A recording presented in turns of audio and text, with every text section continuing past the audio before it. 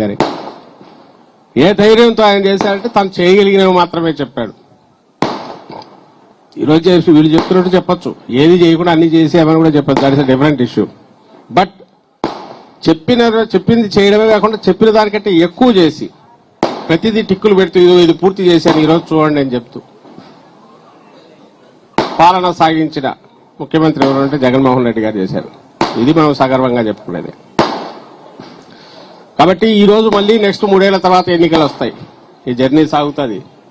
ఎన్నికల్లో ఈ రాష్ట్రంలో మళ్ళీ అత్యధిక మెజారిటీతో 151కి మించి, అప్పటికే డీలిమిటేషన్ అయితే 225 సీట్లు వస్తే 200 స్థానాలకు పైగా గెలిచి మళ్లీ అధికారంలో ఇక్కడ చేపట్టి ఏదైతే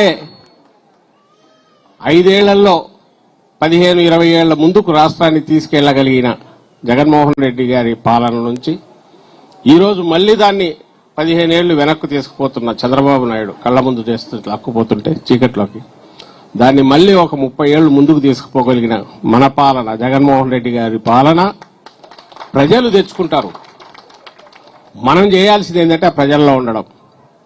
మనం చేయాల్సింది ఆ ప్రజల్లో ఉండడం, క్రమశిక్షణ కలిగిన సంస్థాగత నిర్మాణం పూర్తి చేసుకుని పార్టీ ఎప్పుడు ప్రజలకు అందుబాటులో ఉంటుందంటూ ప్రజల్లో ఉంటూ జగన్మోహన్ రెడ్డి గారి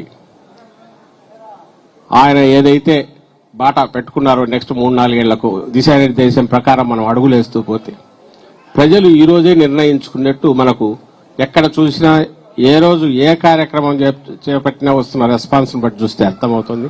రాష్ట్రం నిర్ణయించుకుంది. ప్రజలు ఎదురు చూస్తున్నారు ఆ ఎన్నికల కోసం. వాటి రాగానే ఎప్పుడు వస్తే అప్పుడు 175 అయితే 151 కంటే పైన, డీలిమిటేషన్ అయ్యి 225 అయితే 200కు పైన స్థానాలతో మళ్లీ మనం రాష్ట్రాన్ని ప్రభుత్వాన్ని స్థాపిస్తాము. ఆ స్థాపించడం అనేది ఒక చారిత్రక ఆవశ్యకత. దానికోసం ప్రజలు ఇప్పటికే కృత నిర్ణయంతో నిశ్చయంతో ఉన్నారనే విషయం కూడా ఇప్పటికే తేట తెల్లమైందని చెప్తూ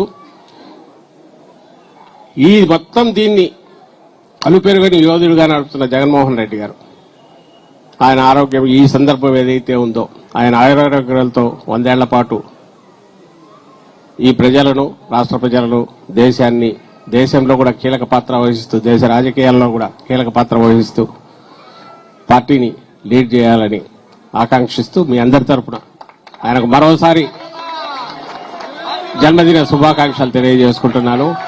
హ్యాపీ బర్త్డే జగనన్న. గట్టిగా హ్యాపీ బర్త్డే జగనన్న. ఇప్పుడు పేదలకి బట్టలు ఇచ్చే కార్యక్రమం దయచేసి మీరంతా ఎరకబండి. ఒకళ్ళు లాగమ్మా, వద్దు రూపోతే బాబు బట్టలేమ్మా, బట్టలే ఒకళ్ళు ఇచ్చి వెనక తీసుకోవాలా.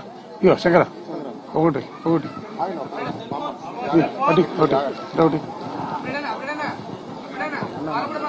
నువ్వు నుంచో ఒకళ్ళు ఇచ్చే అటు బాబు ఫోన్